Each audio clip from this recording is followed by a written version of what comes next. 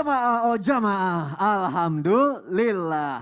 Alhamdulillahirabbil alamin buat jamaah yang baru bergabung. Kita masih membahas tema bukan ayah biasa. Yuk semangat pagi hari ini kita belajar dulu, kita tambah ilmu kita dulu. Insya Allah kita bisa menjadi ayah yang luar biasa dan mempunyai anak yang berbakti juga kepada orang tuanya. Siap ya jamaah ya?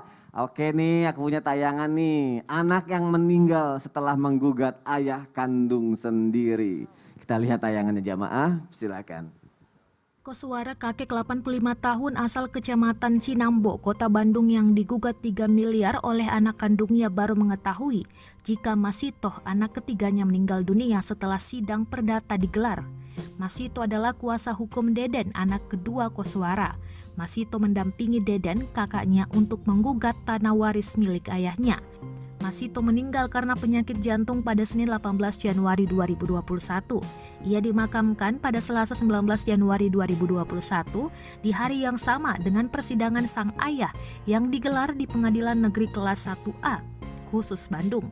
Koswara sendiri memiliki 6 anak. Anak yang pertama bernama Imas, Deden anak kedua, Masito anak ketiga, Ajit anak keempat, Hamida anak kelima, dan Mukhtar anak keenam. Hamida, anak kelima yang mendampingi ayah kandungnya di persidangan, bercerita jika Koswara baru tahu anak ketiganya meninggal seusai sidang digelar. Menurut Hamida, di depan makam, ayahnya mendoakan Masito yang telah meninggal dunia. Hanya saja ia tak tahu apa yang diucapkan Koswara di makam anaknya. Auzubillahiminzalik, ya Allah tega banget ya jamaah sama ayah sendiri harus seperti itu. Nah dari tayangan ini kita harus belajar jamaah. Bagaimana sih Rasulullah tuh mengajarkan kepada semua anak, walau seorang anak tuh telah berpenghasilan, bahkan hidup mandiri, tetapi tidak melupakan semua jasa ayahnya yang sudah berkorban sejak kecil untuk kehidupannya. Kita harus belajar, kalau gitu kita dengarkan tausiah dari guru kita, Ustadz Syam. Silakan Ustadz. Bismillahirrahmanirrahim. Tabik guruku Ustadz Solme, Ustadz Zaliza, Mas Soni, serta para alim ulama yang dimuliakan Allah Subhanahu wa Ta'ala. Kalau ditanyakan bagaimana Rasulullah mengajarkan kita untuk tetap berbakti kepada ayahanda, maka sudah disampaikan tadi. Memang sedikit riwayat yang kita dapatkan menyebutkan tentang ayah secara khusus gitu. Tapi kalau dilihat secara orang tua secara umum itu banyak sekali.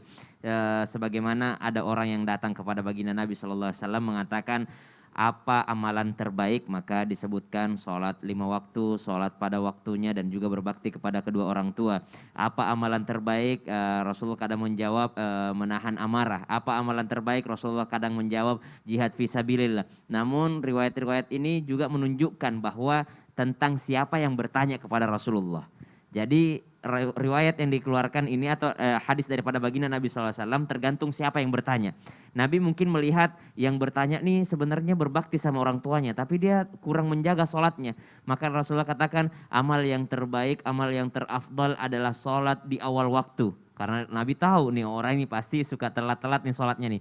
Kemudian ada lagi yang datang, ini orang sholatnya bagus tapi kalau diajak berjihad ogah-ogahan. Jadi Nabi katakan amal terbaik adalah jihad fisabilillah. Kemudian ada yang datang gitu, wah ini anak muda nih, sholatnya bagus, jihadnya kuat, zakatnya bagus, puasanya kuat, tapi sama orang tuanya agak sombong dia sama orang tuanya. Maka Nabi jawab, amal terbaik adalah berbakti kepada kedua orang tua. Bahkan banyak sekali seorang anak muda yang datang kepada baginda Nabi SAW menginginkan untuk ikut berjihad, tapi Nabi tanya kembali, apakah orang tuamu masih hidup? Apakah orang tuamu tidak membutuhkanmu di rumah?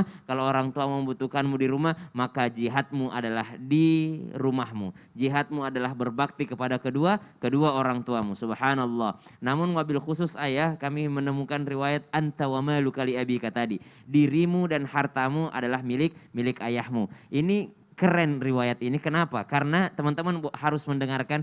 Karena ada seorang anak yang protes kepada orang tua, kepada Rasulullah. Ya Rasulullah, orang tuaku ngambil sembarangan, gak izin sama aku. Lalu pengennya dia dibelain sama Rasulullah gitu. Dibelain bahwasanya ayahnya zalim kepada dia. Tapi ternyata jawaban Rasulullah SAW di luar dugaan. Justru Rasulullah SAW mengatakan, dirimu, jangankan hartamu, dirimu, nyawamu, harga dirimu itu punya bapakmu, apalagi cuma hartamu. Karena kita tidak akan pernah bisa membalas apa yang telah orang tua berikan kepada kita, ayah kita, ibu kita. Syam tidak mau jauh-jauh mengambil contoh. Syam melihat contoh berbuat baik kepada ayah itu sama bapak sendiri. bapak itu nggak bertemu dengan ayahnya itu sejak lahir. Jadi bapak lahir umur 40 hari bapak, ayahnya itu menikah dengan orang lain. Setelah menikah dengan orang lain, nah ini kakek, tapi saya menceritakannya bukan membongkar aib, tapi supaya jadi suatu pelajaran. Banyak orang menceritakan tapi tidak ada contoh real. Bapak saya berbakti kepada orang tuanya meskipun dia baru mengenal orang tuanya itu di umur dewasa. Jadi bapak saya tidak pernah mendapatkan pendidikan SD, uang jajan SMP sampai kuliah segala macam. Tapi ketika dia mengenal bapaknya bahwa dikasih tahu sama orang ini adalah bapakmu yang kau tidak kenal. Bapak memberikan segalanya kepada bapaknya. Bahkan kita anak-anaknya kesel, kok baik banget sih sama bapaknya padahal dulu dijahatin, dulu dizolimin. Apa jawaban bapak? Kata bapak, biar bagaimanapun saya tidak akan pernah ada di dunia kalau bukan gara-gara dia. Biar bagaimanapun saya tidak akan pernah ada di dunia kalau bukan gara-gara dia. Biarlah kalau dia zalim itu urusan dia dengan Tuhannya. Biarlah kalau dia berbuat jahat urusan dia dengan Allah Subhanahu wa taala, tapi urusan kita sebagai anak tetap berbakti kepada kedua orang tua kita. Begitu semestinya ajaran daripada baginda Nabi sallallahu alaihi wasallam. Masya Allah, terima kasih Ustaz Syam untuk penjelasannya, untuk kisah hidupnya. Insya Allah bisa menginspirasi banyak orang. Insya Allah. Terima kasih. Karena kebanyakan juga ayah itu adalah seseorang yang menekan keinginannya demi memenuhi keinginan kita jamaah. Jadi kita jangan lupa itu, bahkan sampai akhirnya berbuat jahat karena kita menginginkan sesuatu gitu ya. Jadi sedih aku kalau kayak gitu Ustazah Liza. Melo ya. Melo ya. Tentang ayah itu. Makanya nih mungkin jamaah pengen tahu nih 4 kehebatan dan keunggulan ayah apa nih yang tadi ditahan dulu nih. Biar mungkin lebih banyak lagi anak yang berbakti kepada ayahnya, kepada orang tuanya. Ayo dong, tadi janji mau jawab sekarang nih Ustazah Liza nih. Baik. Silakan Ustazah Liza. Ya, Ustaz Syam, Ustaz Salmet izin. Jamaah. Yeay. Oh jamaah. Yeay. Apakah benar dalam Al-Quran itu ada 4 kehebatan dan keunggulan para ayah yang senantiasa atau sering dilupakan oleh sosok seorang anak? Bahwa ayah adalah the forgotten contributor. Nah benar gak tuh bahasa Inggrisnya? Yes Bella. Yes aja lah. Kontributor yang terlupakan dalam perkembangan anak. Padahal setidaknya ada 4 kelebihan sosok ayah yang digambarkan di dalam Al-Quran. Yang pertama, Ibrahim alaihissalam menunjukkan perhatiannya melalui permohonan dan doa. Rabbi ja'alni muqimas salati wa min dzurriyyati. Ya Tuhanku, jadikanlah aku dan anak cucuku orang-orang yang tetap mendirikan sholat. Ya Tuhan kami, perkenankanlah doaku. Itu kata Nabi Ibrahim. Ibrahim alaihissalam adalah seorang ayah yang demokratis, bukan otoriter. Meskipun Ibrahim meyakini bahwa perintah menyembelih anaknya itu mesti dilaksanakan, akan tetapi Ibrahim alaihissalam tetap meminta pendapat anaknya Ismail alaihissalam. Fanzur mada taro, maka pikirkanlah apa pendapatmu. Tuh yang pertama tadi, Nabi Ibrahim alaihissalam bersikap demokratis. Yang kedua, Yakub alaihissalam adalah seorang ayah yang memberikan nasihat dan teladan bagi anak-anaknya tentang kesabaran, kepasrahan kepada Allah Subhanahu wa taala. Yakub merupakan sosok ayah yang sabar, terbukti dalam perkataannya yang tertulis dalam Al-Quran, fasobrun jamil, sabar itu indah. Diucapkannya sebanyak 2 kali ketika Nabiullah Yusuf alaihissalam dibuang oleh saudara-saudaranya ke dalam sumur, tetapi mengatakan kepada ayahnya bahwa Nabi Yusuf dimakan serigala. Masya Allah. Dan ketika tidak bisa membawa Bunyamin, salah satu saudara Yusuf alaihissalam kembali kepada ayahnya. Yang ketiga, Nabi Nuh alaihissalam berbeda dengan Nabi Yakub yang diikuti keimanan oleh anak-anaknya seperti Yusuf alaihissalam. Al-Quran menginformasikan Nuh hidup di tengah kaumnya berdakwah selama 950 tahun. Masya Allah. Tapi dakwah yang sangat lama itu tetap tidak membuat kaumnya beriman kepada Allah. Wa ma amana ma'ahu illa qalil, dan tidak beriman bersamanya kecuali sedikit.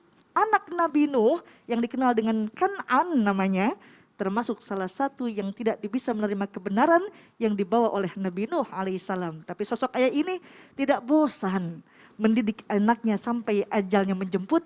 Nabi Nuh tetap memanggilnya dengan ya bunaya. Apa itu ya bunaya? Yang menunjukkan kasih sayang, kelembutan, sesuatu yang mungil terhadap seorang anak. Dan yang sering kita dengar di dalam Al-Quran itu ada nasihat Luqman. Nasihat Luqman, setiap nasihat dan pesan yang diberikan oleh Luqman diiringi dengan argumen. Ada alasannya. Tadi Samson mengatakan, bersyukurlah kepada Allah. Siapa yang bersyukur, sesungguhnya bersyukur untuk dirinya sendiri. Apalagi nasihat Luqman, jangan menyekutukan Allah. hal itu adalah kezaliman yang besar. Apalagi yang dikatakan Luqman, berbuat baiklah dan bersyukur kepada orang tua. Ibunya telah mengandung dan menyusuinya.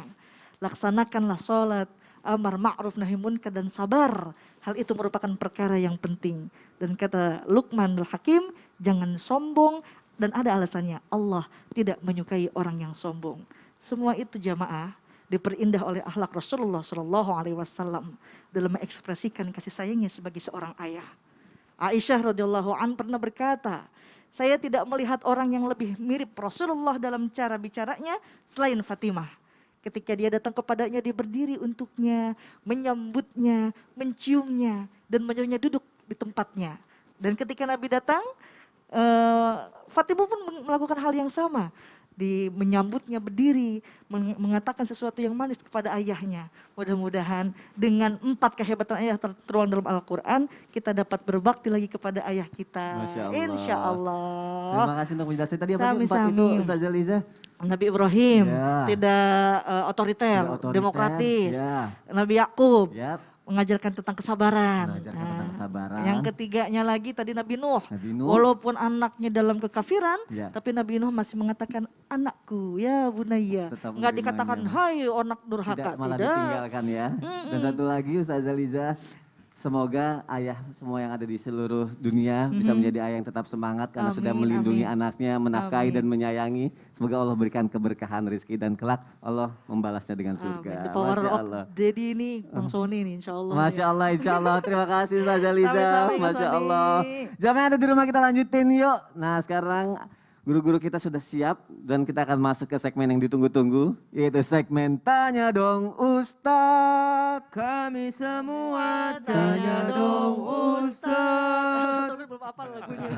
Selamat baru ya. Selamat Ustaz, latihan dulu manual, backsoundnya Ustaz, nih. manual. Manual. Karena masih pandemi Ini jadi nggak boleh pakai lagi ini. di ospek. Di ospek. Siap Ustaz. Iya, Ini adalah segmen Tanya Dong Ustaz di mana jamaah insya Allah berinteraksi dengan kita melalui Instagramnya Islam itu Indah. Ya. Jadi ada beberapa jamaah yang sudah kirim pertanyaan melalui kolom komentar Ustaz.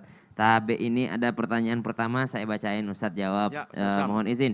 Pertanyaan Instagram dari hamba Allah. Assalamualaikum Ustaz. Waalaikumsalam. Salam warahmatullahi wabarakatuh. Gimana caranya menebus kesalahan saya kepada anak dan istri saya? Saya mengaku salah meninggalkan begitu saja istri dan anak saya. Sampai membuat sedih hati anak dan istri. Bahkan anak saya membenci saya, kata teman saya. Saya harus gimana lagi Ustadz? Saya harus temui atau baiknya jangan Ustadz?